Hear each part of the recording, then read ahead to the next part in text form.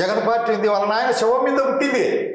నన్ను సీఎం చేయండి, శవాన్ని పెట్టుకొని బుక్కు పెట్టుకొని సంతకాలు చేయండి అని తిరిగినాడు. సీఎం మీరేదని వాళ్ళ నాయన శవమే ప్రాతిపదిక. దానికేం సిద్ధాంతాలు ఉన్నాయి? సిద్ధాంతం లేని పార్టీ వైసీపీ అంటారు. ఏం సిద్ధాంతాలు ఉన్నాయి? వాళ్ళ నాయన శవమే సిద్ధాంతం. వాళ్ళ నాయన ఏమన్నా మహాత్మా గాంధీనా? వాళ్ళ ఫాదర్ ఒక రౌడీ షీటర్ కొడుకు, ఆయన కొడుకు ఈయన ఏమాడ ఉద్ధరించినాడు? పేదవాళ్ళకి రూపాయి వైద్యం చేశాడు, దేవుడు కడప జిల్లా అని చెప్తారు. మరి బయట ఒట్టిది. పేదల రక్తం దాగినారు. వెంకటనరసేని చంపి వాళ్ళ గనులన్నీ గుంజుకున్నారు. పులివెందుల్లో ముస్లింది శ్మశాన వాటిక 1962 వరకు కోర్టులో వ్యాజ్యం జరిగింది. ముస్లిం శ్మశాన వాటిక పైన వాళ్ళ ఇల్లు నిర్మించినారు. ఇప్పుడు నేను ఒక హిందువులు, దానికేం సందేహం లే. నా మతం ఏం చెప్తుంది? సర్వే జనా సుఖినో భవంతు అని చెప్తుంది. నేను అన్ని మతాలను గౌరవిస్తా. ఆ నమ్మకం అది ఉండాడా లేడా అనవసరం. జీసస్ ఓ దండం పెడతా, జెహోవా దండం పెడతా, అల్లాహ్ దండం పెడతా, మహమ్మద్ రబీని కూడా వాళ్ళు ప్రవక్తగా కొలిచి నేను దేవునిగా కొలిచి దండం పెడతా. నాకు ఎలాంటి అభ్యంతరము లేదు. నా మాదిరి సూటిగా చెప్పుకోమను. వాళ్ళు క్రిస్టియనా, రెడ్డా?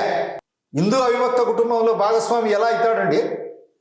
ఇంట్లో ఉంటే నేను నా కట్టు లేదు, నా బొట్టు లేదు, నా మెట్టే లేదు, నా తాలిబొట్టు లేదు, నా పసుపుతాడు లేదు, నా వెంకటేశ్వర స్వామి గుండు లేదు, మినమిన మెరిసే గుండు లేదు, తలతల మెరిసే గోల్డ్ మాదిరి మెరిసే తిరుపతి లడ్డు లేదు.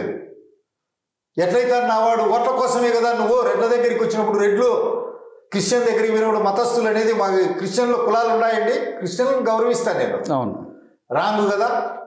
అట్లయితే రెడ్డి, కమ్మ, వెలమ, బలిజ, తెలగ, కొండరెడ్డి, కొండకాపు వీళ్ళంతా కూడా ఒక దశలో పూర్వ దశలో చాళుక్య రాజులం మేము.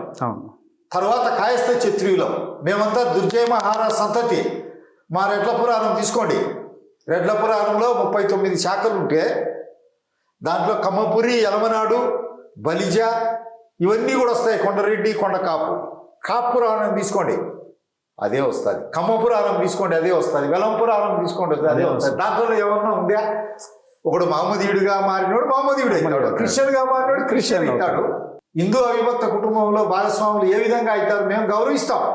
మాకు అది అలాంటి పక్షపాతం అదంతా ఏమీ లేదు.